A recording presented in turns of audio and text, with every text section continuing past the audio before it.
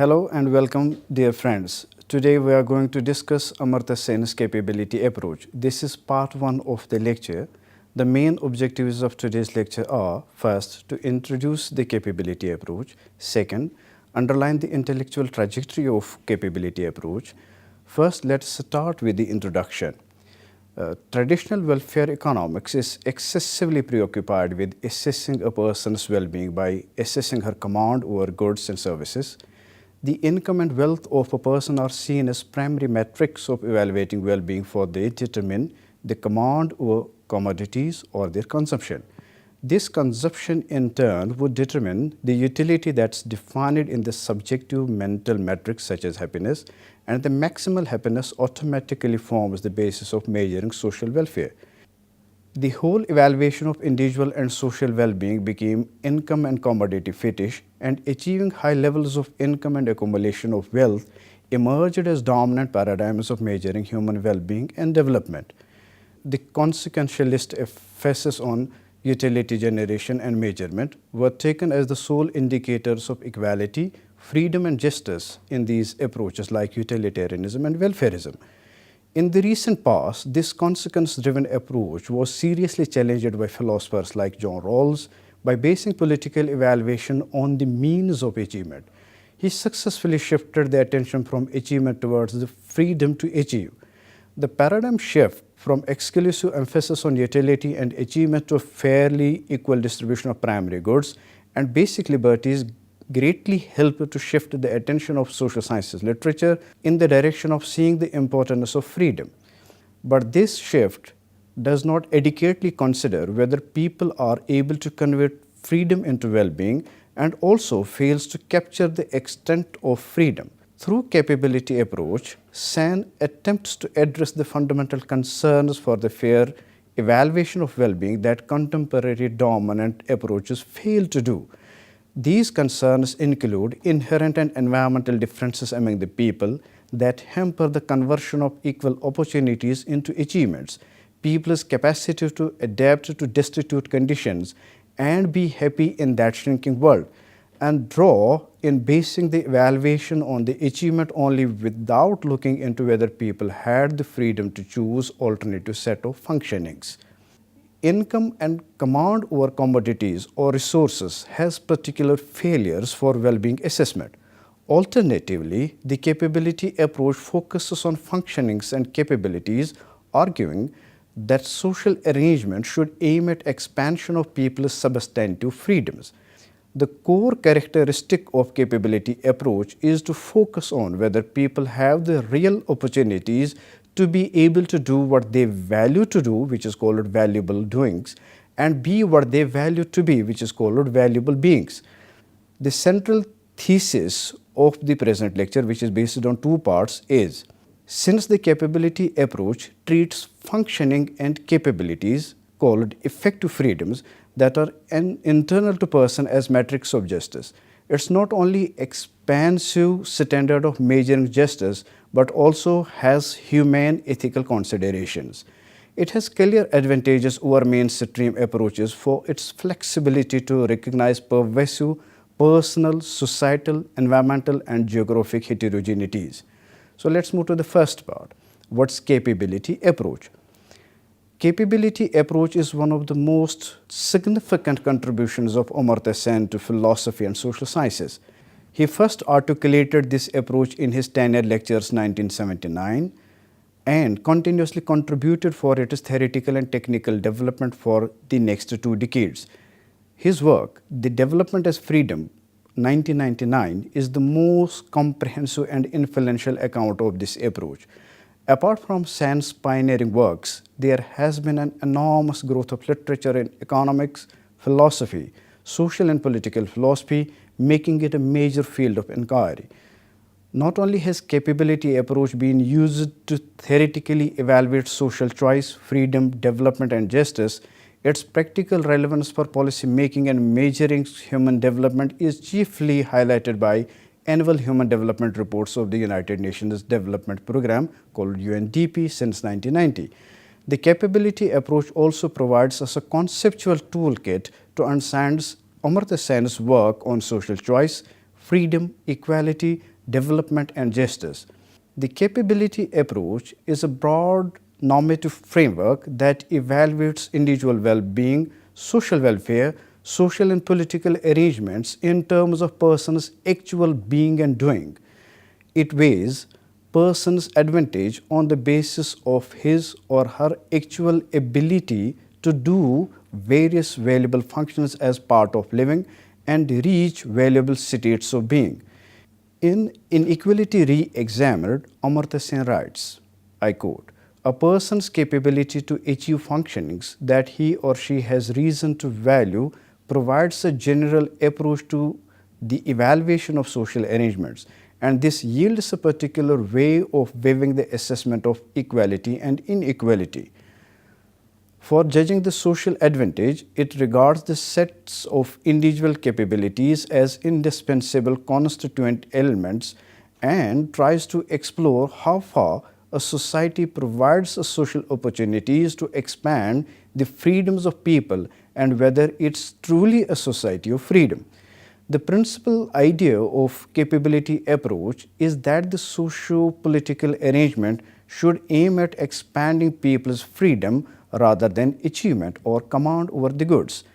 Even though capability approach is attentive to persons' functioning, that's the states of being like literate, healthy, political participation, etc., but its ultimate focus is on the environment of choice. It does not push people into functioning, and therefore real freedom of persons, beings and doings is a moral and political claim. The capability approach can be answered, according to two theorists, David Crocker and Ingrid Robbins, in both the narrower as well as the broader ways. In the narrower way, capability approach tells us what information should we look at if we are to judge how well someone's life is going or has gone.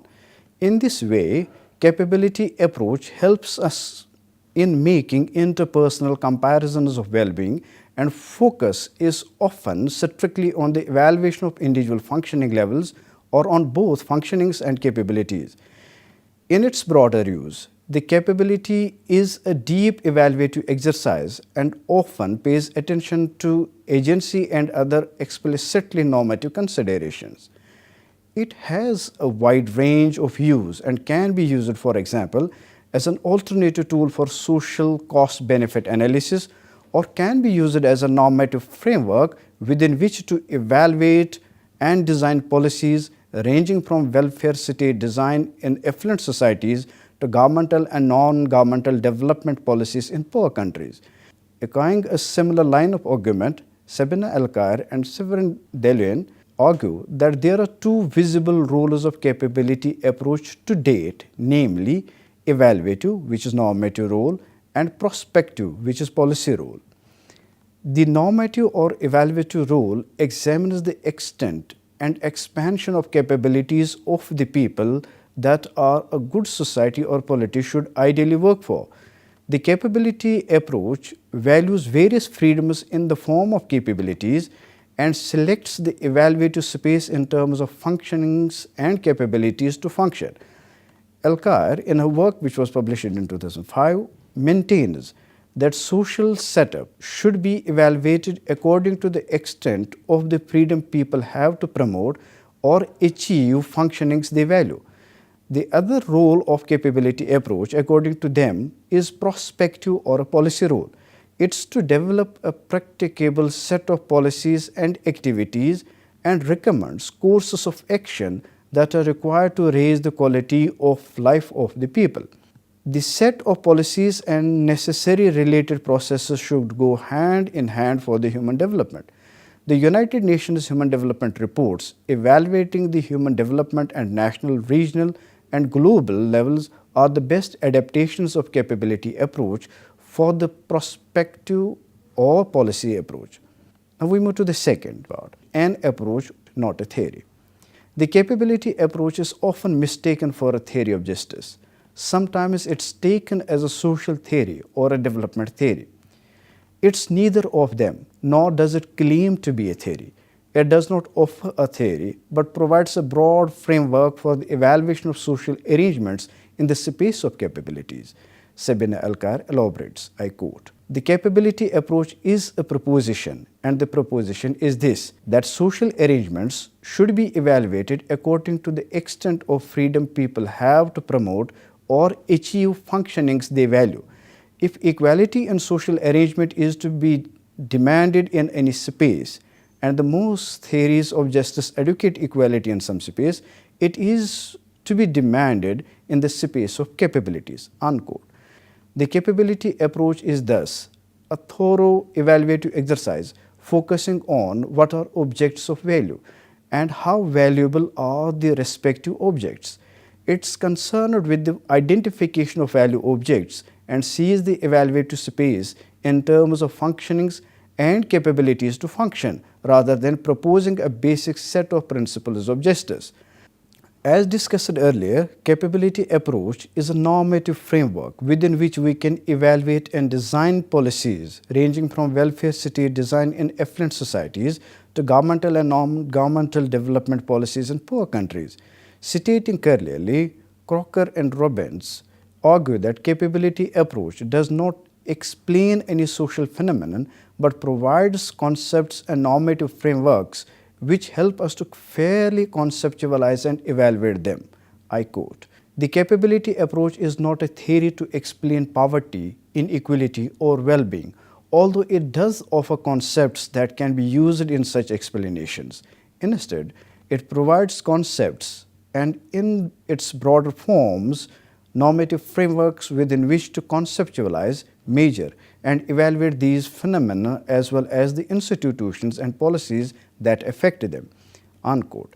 The capability approach has a considerable merit, for it limits itself to corresponding evaluative space related to substantive opportunities of the individuals. Amartya Sen, in his work, The Idea of Justice, is clear that it cannot pay adequate attention to fairness and equity involved in the procedures related to the idea of justice. He argues that capability is an evaluative perspective that has twofold significance. First, it is of significance on its own, and it's also critically important for the theories of justice and of moral and political evaluation. This is precisely what makes Sen argue against transcendental institutionalism and instead follow the alternative tradition of comparative thinking. We move to the third part, which is the intellectual trajectory of the approach. Sen develops his capability approach through his constant and engaging critique of mainstream approaches, particularly utilitarianism, welfarism, and Rawlsianism, the term used by Sen for Rawlsian theory of justice. It forms a significant part of capability approach and gives it a position on the theory map. He interrogates the reach and limits of informational basis of these theories to accentuate the limitations of these approaches. Sen is quite concerned not only with the information that's included, but also with the information that's excluded in an evaluative approach. I quote Sen, "Information exclusions are important constituents to demonstrate the character of the approach." Unquote. Amartya Sen provides an alternative evaluative approach to equality and justice by concentrating on informational base of individual freedoms, called capabilities, rather than utilities, as is in the case of utilitarianism.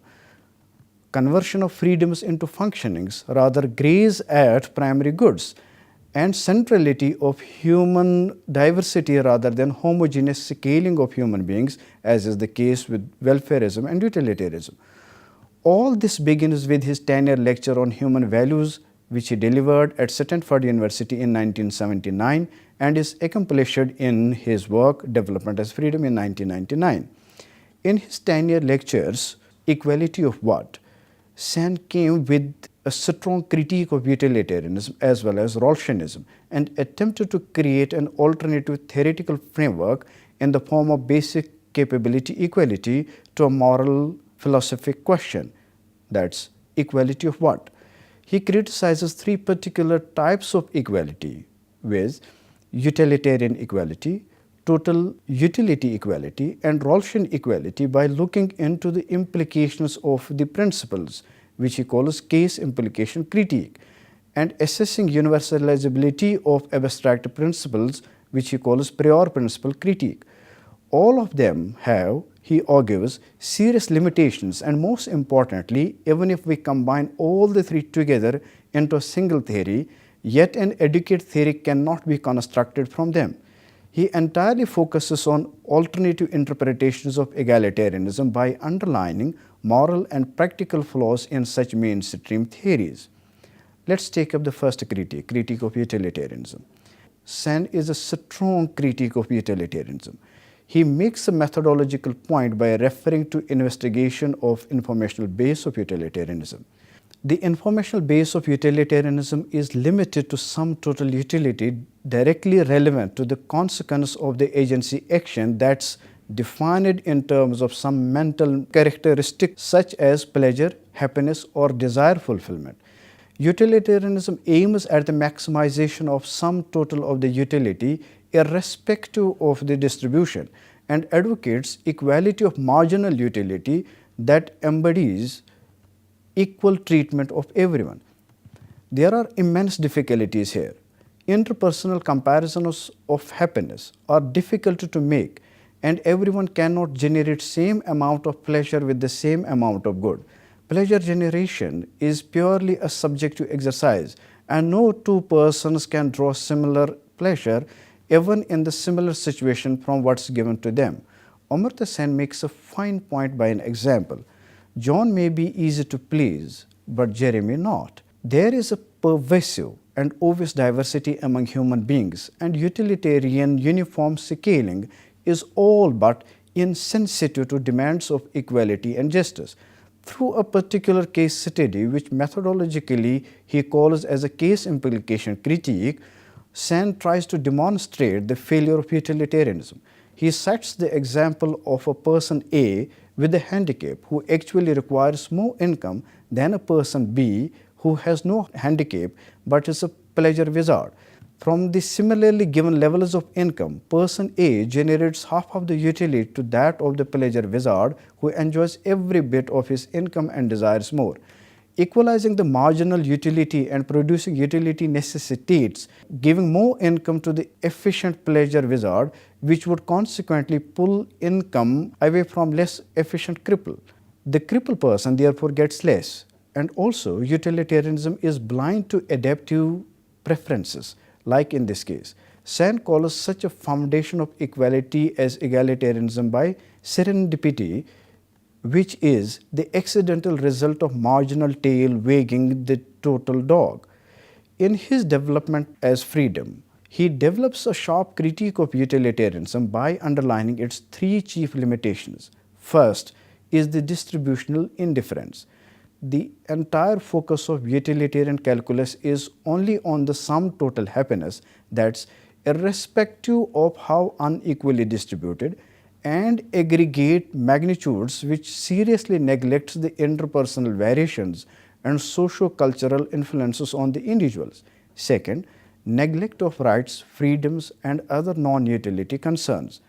By that it means utilitarianism gives no intrinsic significance to rights and freedoms, but are valued instrumentally as long as they promote happiness. It does not consider the additional needs due to physical or mental disabilities. Amartya Sen argues that happiness is a functioning but cannot be the sole concern of an approach.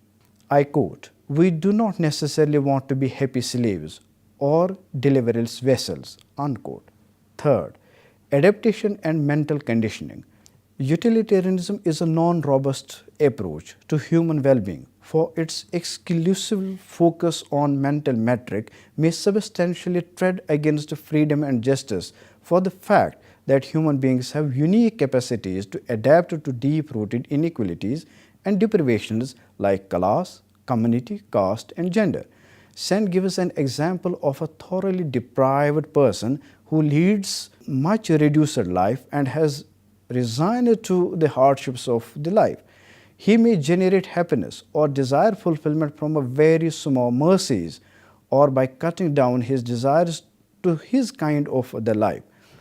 By any utilitarian standard, he does well on mental metric of happiness, but in actual, he has adapted himself to a depressing condition. By capability approach perspective, he is living a life which is less human. The utilitarian calculus can be persuaded easily by subjective mental conditioning and adaptation abilities that people have and would thus assess individual well-being in an erroneous way. Let's move to the second critique, which is critique of income and resource matrix. Amartya Sen consistently argues that income, wealth or command over resources is inadequate to assess the welfare and quality of life. These categories can be highly misleading in examining the standard of living of individuals or groups or states. There can be cases where a person has high income but is actually poor. Poverty here is understood as a deprivation in the capability to live a good life. A famous example Amartya Sen gives us is about a person A who has much higher income than person B living in the same society and at the same time. The person B is quite healthy and does not suffer from many bodily complications as is contrast to person A who is on dialysis. In terms of income, he is good, but the actual life is not like so. Sen does not reject income or opulence, but disputes their primacy in assessing the human well-being. He does not suggest that income or resources or commodities are unimportant. Like Aristotle, he maintains that wealth is not good in itself, but is merely useful for the sake of something else. An expansive and free-flourishing human life is the ultimate end of income, resources, wealth and development. Let's move to his critique of John Rawls's notion of primary goods. Unlike John Rawls, Amartya Sen is fundamentally interested in metric of justice that is internal to human beings, like being literate, healthy, live a long life and participate in the community affairs. Rawlsian primary goods are universally available to all irrespective of the diverse variations among individuals, groups and societies. The freedom as means is not an effective tool as is the focus on actual states of being ensured by opportunity process of the freedom. According to Amartya Sen, Rawlsian priority of liberty principle does not permit for little trade-off between basic liberties and socio-economic gain. Rawls is not bothered, in other words, about what these things do to the human beings, or whether people are actually able to translate the basic liberties into substantive well-being achievement. Let's present a brief summary of Rawlsian notion of primary goods so as to make this point more clear. Following Kantian tradition, John Rawls upholds the primacy of equal basic liberties and rejects the liberal utilitarian model, for it cannot provide a satisfactory account of the basic rights and liberties of citizens as free and equal persons. A theory loses validity if it becomes untrue, and the laws and institutions of society must be reformed or abolished if they are unjust. Every individual, for John Rawls, should have an access to inviolable freedoms founded on justice that even the society as a whole cannot override, to which utilitarianism exhibits a total disregard. He moves away from welfarism in general and utilitarianism in particular by shifting the emphasis from utilities to primary goods. There is also a second shift occurring, that's of replacing the idea of formal equality of opportunity by a more substantive idea of fair equality of opportunity. John Rawls opens up a social base for self-respect, and any exclusion from societal position, as is inherent danger in utilitarianism, would debar people from experiencing the realization of self and thus are deprived of one of the main forms of human good. John Rawls arrives at primary goods which are defined, I quote, "the things that every rational man is presumed to want and are instrumental for rational plan of life," unquote. There are natural goods such as health, vigor, intelligence and imagination, and social primary goods like rights, liberties, opportunities, income and wealth. And the availability of the latter influences the possession of the former. Rawls believes that there will be an overlapping consensus among the rational agents for the formalization of basic list of primary goods. As mentioned earlier, John Rawls does not consider the achievement problems owing to the various kinds of variations in persons, societies, cultures, climates and geographies. Amartya Sen is also deeply interested in the processes of freedom and shifts the attention from goods to what goods do to the human beings. He argues that Rawlsian primary goods approach concentrates too much on the means to freedom rather than on the extent of freedom, that it possesses elements of fetishism.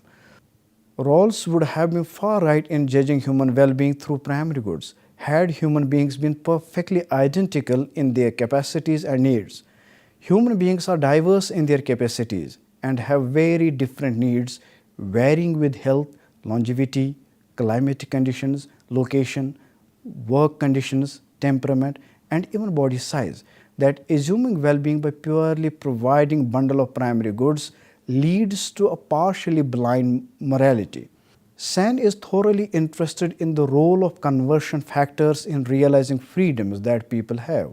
Using the prior principle critique, Sen argues that it's not clear why people would choose only those principles and set of primary goods in a hypothetical position as Rawls conceives in original position, and how, that's what Rawls calls, an overlapping consensus would emerge in such a position where people can have conflicting claims and interests. Amartya Sen would argue that such a transcendental approach is neither needed nor is it helpful. It's not sufficient as well. The capability approach has thus several advantages in comparison to utilitarianism, welfarism, and Rawls's theory of primary goods.